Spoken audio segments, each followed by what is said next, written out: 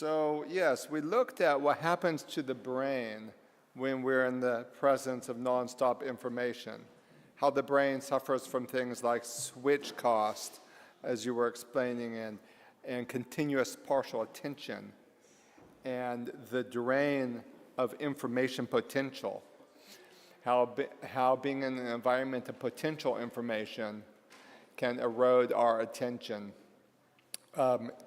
even without actual information. And I want to say up front that this phenomena that we were exploring is not because there's anything wrong with the brain.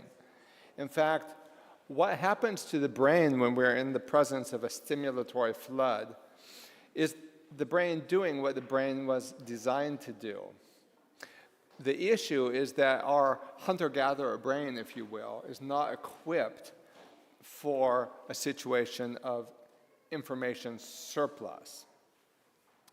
So for our prehistoric ancestors, information was a precious commodity, just like food. And it makes sense from the perspective of adaptation that new information would excite the pleasure pathways in the brain.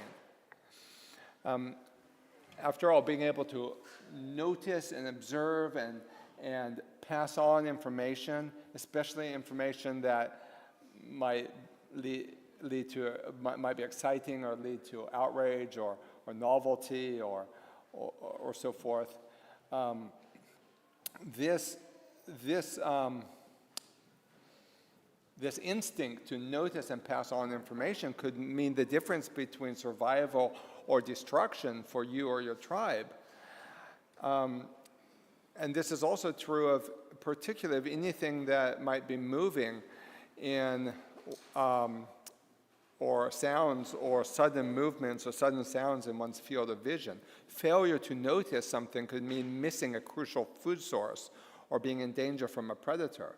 And moreover, in a culture before writing, failure to pass on new information, whether information about the medicinal uses of a plant or the strange habits of an animal, that might mean permanent loss of crucial information from the collective memory of your society.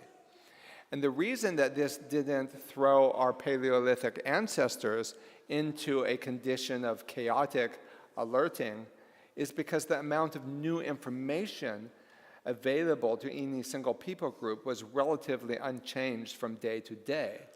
And when there was a sudden influx of new information, this would usually have signaled something wrong, or at least something that needed to be attended to and reacted to. So the problem is that humans still have what is essentially a hunter-gatherer brain with the same insatiable curiosity to know all available information and to notice anything that might be changing or anything that might excite outrage or be novel. But although we still have those instincts, we no longer live in a time of information scarcity. We live in a time of information surplus. We live in a time of information surplus. And so the habits of mind and the instincts that served our ancestors well become maladaptive in this time of information surplus.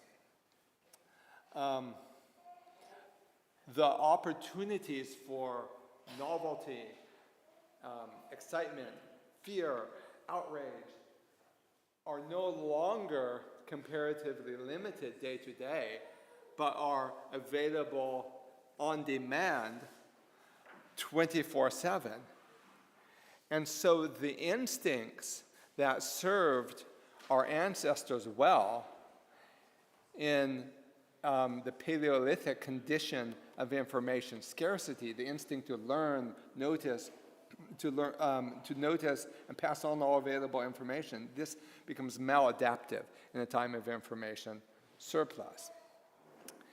And the solution is similar to how we've come to handle food surplus is.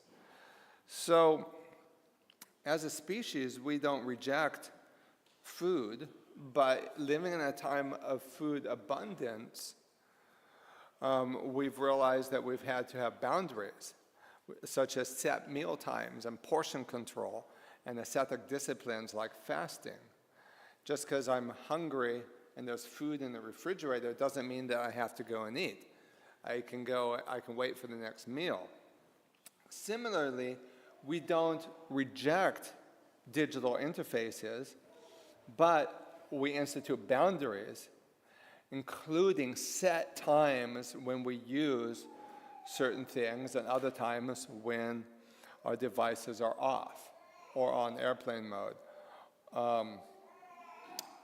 And so I wanted to just review. I'm going to go through this pretty quickly, but I wanted to just review some of the boundaries that we looked at. We talked, do I have to do anything on here to activate it? You shouldn't have to, no. Let's see here, if I press extend. One thing we talked about was making your digital interface a single channel device. That was boundary number one. So whatever you're working on, you turn off everything else. And I've found this very freeing for my own productivity. If I'm working on an email, I have my text messages turned off. I have my social media turned off. If I'm writing something, I have my email turned off. You make your digital interface a single channel device so that rather than being in a condition of continuous partial attention, you can actually harness the device to practice greater focus and attentiveness, and you'll come away from using the digital interface with your attention actually strengthened rather than scattered. The other boundary that we talked about is to turn off notifications. So I have found what is very helpful for me is I have all notifications turned off, even text messages. So I'll have set times when I look to see if I have text messages, but unless somebody calls me, I won't actually know. Same with email. Now that doesn't work for everyone, but maybe for some people, what they need to do to regain their focus is to turn off notifications from social media or whatever. You find what works for you so that you don't exist in a state of continuous partial attention. Because remember what I shared, that there's a switch cost. When you look at your device, when there's a notification and you look at it, even if you think, oh, I'll deal with that later, or oh, I'm not interested in looking at that, and then you go back to what you were doing, you're never going back completely with your full attention, because unconsciously you're still thinking about the distraction, even if you don't realize you are. This is what researchers at MIT found about the switch cost, the drain on our attention when we are diverted away from what we're looking on, even if it's only for a split second. The third boundary that we looked at was have set times for using whatever applications are most distracting. So if you find some people like Instagram is very distracting, or YouTube Shorts, or doom scrolling. And so people will find it helpful to set aside a specific time for that activity and then have it off the rest of the time. So whatever applications you find the most distracting or that have a particular temptation to you, If you're not ready to totally expunge them from your life, have a set time of day when you do that. Many people have found that this is helpful for news. So rather than, and it's also more efficient. It's also, if reading the news for 20 minutes in your set time you're going to consume the information much more effectively and efficiently than if you're doing it in the midst of other activities and distraction. So some people were asking, when we're talking about this and about the drain on attention from multitasking, a number of people wanted to know what I thought about doing more than one thing at the same time if one activity only requires minimal attention. For example, shoveling snow while you're thinking or imagining, or doing the dishes while listening to an audiobook, or writing while listening to classical music. And I explained that it's healthy for the brain to do boring things, since times of mental quiet act as incubation periods for creativity and higher order cognition. That means that sometimes you might want to embrace monotonous work without needing to layer in more stimulating activities. However, if you do listen to an audiobook while shoveling snow or doing the dishes, or if you memorize poetry while hiking, or if you do the Jesus prayer while weaving a basket, that does not come under the category of the type of multitasking that we discussed. Why not? Well, it has to do with the dorsolateral section of the prefrontal cortex. And I have an awesome picture, which you can't see, of the dorsolateral area, just a fascinating part of the brain located on the surface of the frontal lobe. And this part of the brain, the dorsolateral region of the prefrontal cortex, is involved in such things as problem solving and planning and so forth. It's also the part of the brain involved in risky decisions, including moral dilemmas or a cost-benefit analysis where we distribute resources. How to distribute limited resources. That's a function of the dorsolateral area. And this is the decision-making part of the brain. And so if this part of the brain is engaged for too long, we get mental fatigue and the type of exhaustion associated with decision fatigue. Now, when we are involved in a leisurely activity, including reading a book, the activity in the dorsolateral region is fairly muted.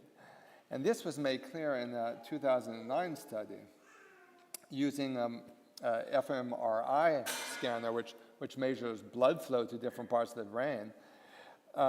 Researchers found that reading text online versus in print uses different portions of the brain. Specifically, reading online uses the dorsolateral area of the cortex, the decision-making part of the brain. Now, that's so interesting. Reading online uses the dorsolateral area of the prefrontal cortex, which is the part of the brain that we use in decision-making, which is not the part of the brain that is normally active when you're reading a book or when you're doing a leisurely activity. And why is that? Well, why do you think that is? Harry, why do you think? Why do you think the decision-making part of the brain is involved in reading online and not reading in a book? Because you're constantly having to make a decision not to move away from it. Yes, exactly. You're in the ecosystem of distraction technologies that constantly require judgment. Do I click on this hyperlink? Would my time be spent more efficiently if I looked for another article? Should I look for a summary of this? Do this, do that? We are having to think about how to use the text, how best to distribute our limited cognitive resources. Yes. Just to, can I add a small point? Yes. I don't, it was a while ago, I don't remember the exact mechanism by which it happens, but it's stimulating to your brain to even read a Kindle because of the light and the way that your eye processes the light, whereas when you read a book, it's more calming. It's not nearly as stimulating in a very different way. Yeah, I've actually wondered about that with the Kindle because they tried to, the Amazon Kindle, they tried to create more natural light through the type of e-ink that they use. But it sounds like from what you're saying that it's still more stimulating. Digital screen is stimulating to your brain. Yeah, yeah, it's probably, it might involve LED light, I don't know.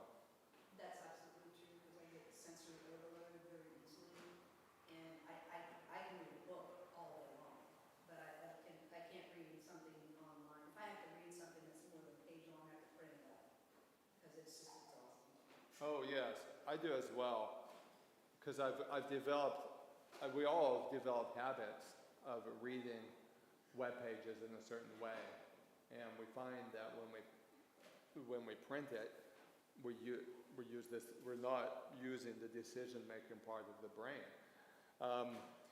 and yes. Thing that fits right in there, which is that they track eye movements when you're reading something on screen versus reading something on a page.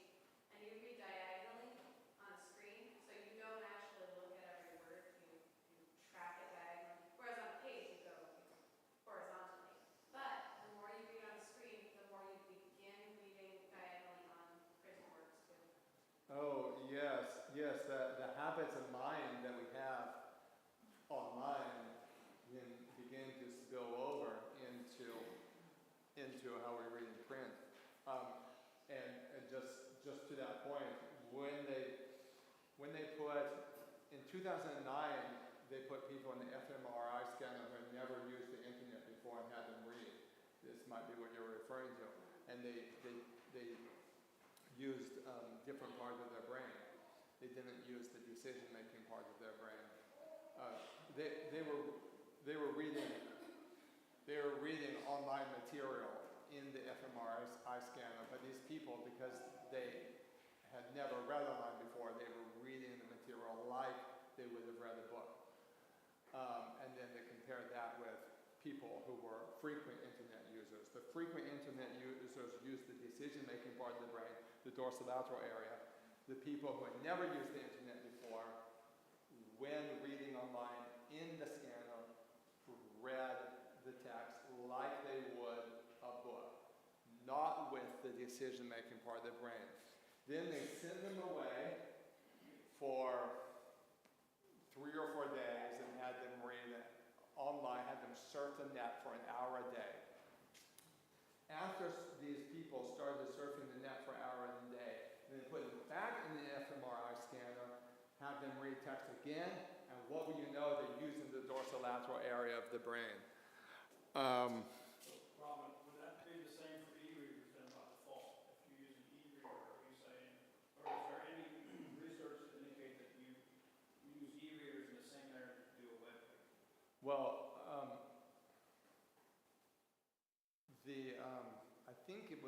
I think it would depend on whether the e-reader was part of this ecosystem of distraction technologies. Like, I don't know whether the Kindle has advertisements and links and different things that can distract you or not. I can speak to that actually. I've never used a Kindle, but a number of years ago I had a Nook, one of the competitor devices, and I specifically bought one that did not have a backlight. And I also didn't buy anything from the Nook store. I just used it for things that I got from Project Gutenberg or elsewhere. And so loading it myself, not using their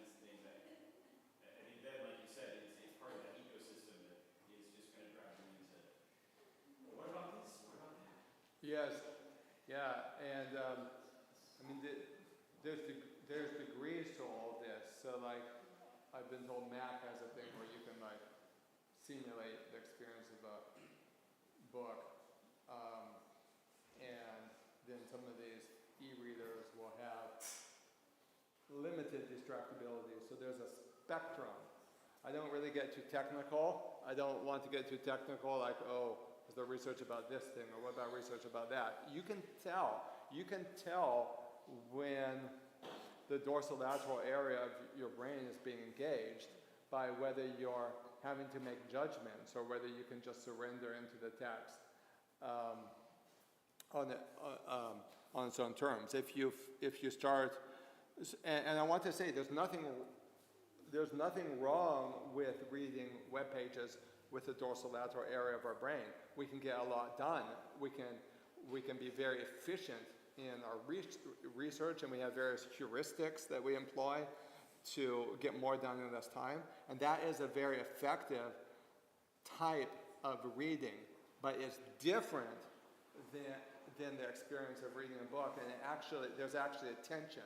Just like if you want to train to be a marathon runner, that's going to be in tension with training to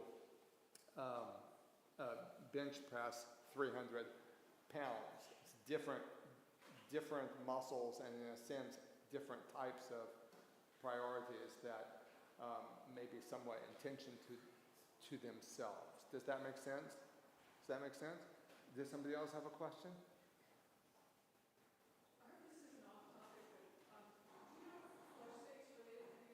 To what? Yes. I read a book about flow states.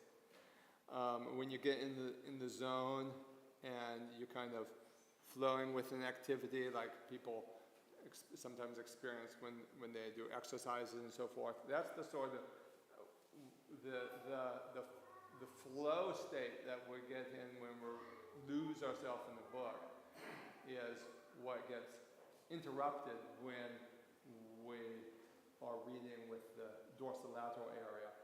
Again, any time that you're having to negotiate resources or call for a decision, oh, should I check on that? Should I go over there? That would disrupt the flow state. That's why when I'm reading a book, I won't even have my phone in the same room, or if I'm listening to an audiobook, I'll put it on airplane mode. Did you have another question? Somebody over there? Oh, no, you're pointing to. Okay, well, this is good. I love this discussion, all these questions, and we're going to have time for a few more questions, but I wanted to just share that. Just getting back to the shoveling snow thing.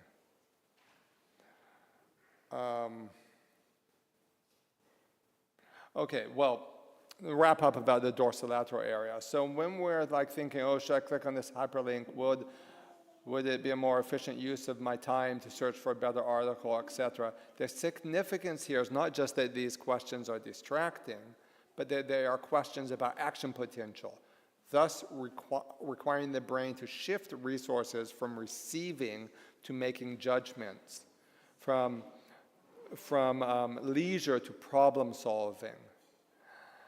And that is a part of the brain that we don't want to be constantly engaged. But what happens with the omnipresence of our digital devices is that we live in this, we're navigating resources all the time, and the dorsolateral area, rather than performing specific tasks at specific times, becomes activated more globally. For example, the sense the digitally connected person feels, often just below conscious thought, of needing to negotiate resources, to judge and to act, It's not limited to when we're actually plugged in and engaging directly with hyperlinks, notifications, etc. The mere potential for stimuli that might require a response, even if the response is I'm not going to look at that, seems to activate this region of the brain. For example, if you're reading a book but your phone or computer is in the same room, you will likely be hindering your ability to fully focus. For just beneath conscious thought, your dorsolateral area will be engaged in subliminal problem solving, leaving you with less cognitive resources for surrender, quiet reflection, and contemplative leisure. This is also why having a smartphone in the room weakens a person's ability to connect with others, especially when something meaningful is being discussed or when empathy is required. And that brings us back to our earlier question.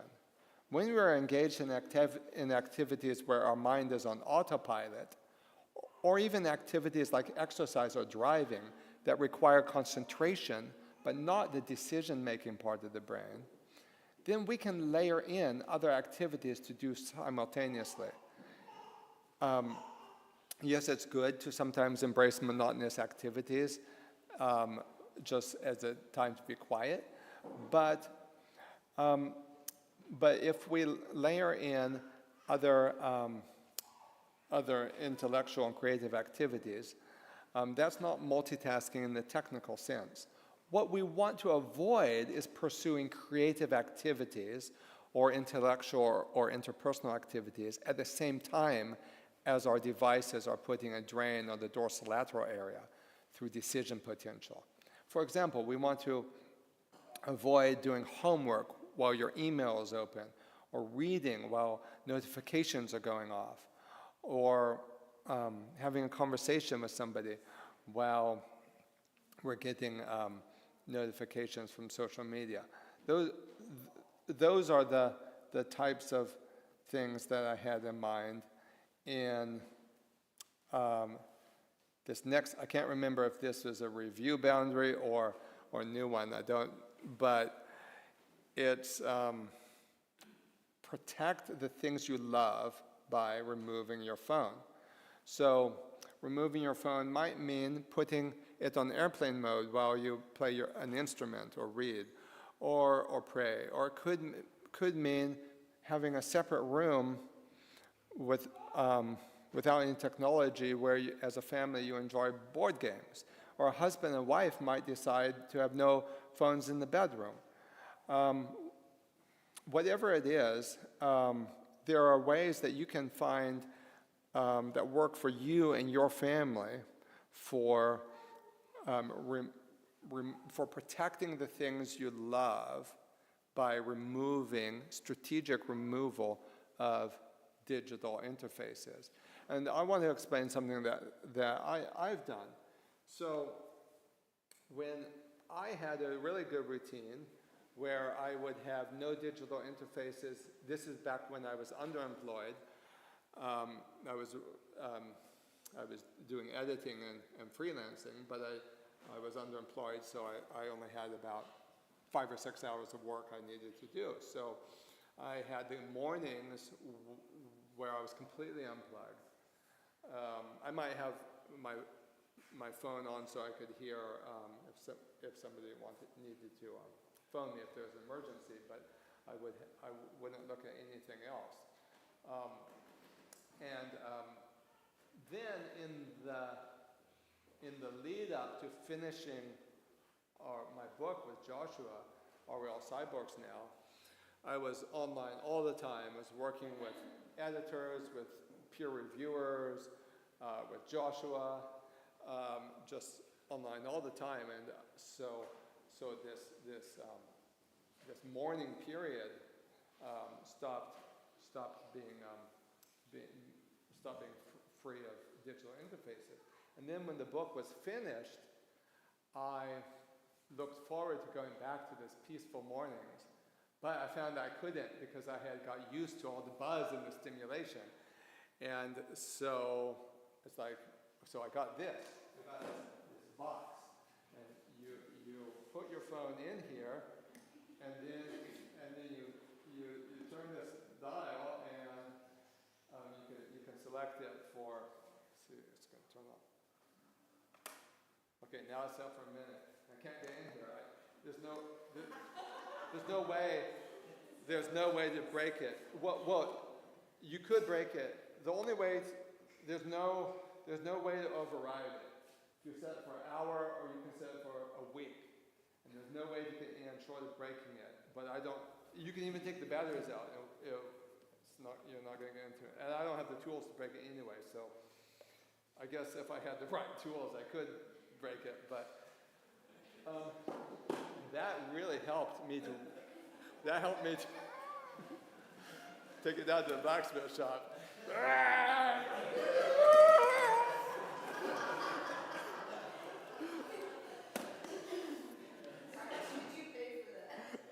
I can't remember. It wasn't too much. I think about 20 or 30 bucks. But it's like once it's there, then I don't have information potential. Because remember, the mere potential to be interrupted is itself puts a drain on your attention. So once I put my device in there, I don't suffer from information potential. And somebody might think, well, wouldn't it all these routines, all these mechanisms, all these tricks, wouldn't it be better just to have self-control and willpower? Now, it is good to do things that strengthen your self-control and your willpower. But willpower siphons off resources that could be used for creativity and memory. Willpower exercises the dorsolateral area of the brain and other sections. And so anytime that we can create good habits and routines that decrease our dependence on willpower is a gain. And then once those habits and routines are established, then we don't need willpower anymore and can use willpower and self-control to reach other goals. Because willpower is a limited resource. And that's why we want to decrease our reliance on willpower by creating good habits and routines and so forth.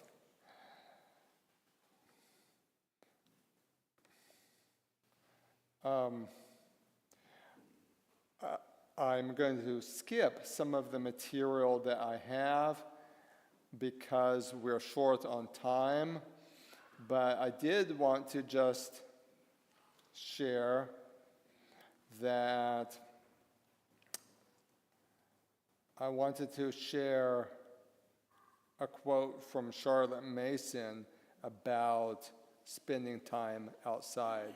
And anybody that wants to see this whole PowerPoint, just let me know, but we're short of time and I want to be able to let you out at 1:30. So I'm going to jump ahead to my last slide here, talking about really it's not good enough to merely take a negative approach. We need to replace our addiction to digital interfaces with a positive vision, with something good and something better. And that includes a more hopeful and positive approach to these devices themselves. I'm not anti-technology. In fact, these boundaries enable us to use technology, specifically digital interfaces, more positively, more effectively, to use them without them using us. And this is the true optimism about technology, because this is showing that there's a more hopeful future. There's a better way and a more hopeful future. And the way to unlock that hopeful future is through boundaries. So this is not anti-technology, this is pro-technology, because we can leverage these devices much more healthily and much more and much more efficiently as well, and get them to serve us without us serving them. But part of that is cultivating a positive vision of human flourishing, and returning to the things that really make us human. And one of the things that I wanted to share here is the importance of spending time in nature. Turning off your phone and spending time out in the world and in nature and with each other enables children to develop rich inner lives. And Charlotte Mason said that a journey of 20 minutes by rail or omnibus in a luncheon basket will make a day in the country possible to most town dwellers. And if one day, why not many, even every suitable day? And she said that this was necessary because we are an overwrought generation, running to nerves as a cabbage runs to seed. And if that was true in the late Victorian and Edwardian era, it's even more true today. And one of the reasons why we are overwrought, running to nerves as a cabbage runs to seed, is because we never have any time where these devices are off. And Charlotte Mason's solution to the overwrougtness and nerves in her era was to go and spend time in the country whenever possible. And so that is part of cultivating a positive vision. And because long stretches of unstructured time in nature act as incubation periods for the higher cognitive functions, including memory and creativity. But what do we do now? Instead of sending our children outdoors to play, we use computer games as babysitters. And then, because they experience the dopamine highs from the stimulation of digital interfaces, they find the sights and sounds of nature boring. And the way to combat the hegemony of the new digital order is to prioritize opportunities for stillness and unstructured creativity. And that means times when the phone is off, when we can be outside or with books or instruments or art. It even means times where we let ourselves be bored. And by letting ourselves lean into quiet and solitude, including long stretches of time when the phone is turned off, we can begin to recover the wonder of the ordinary and the joy in simple things. Thank you very much. Have a great afternoon.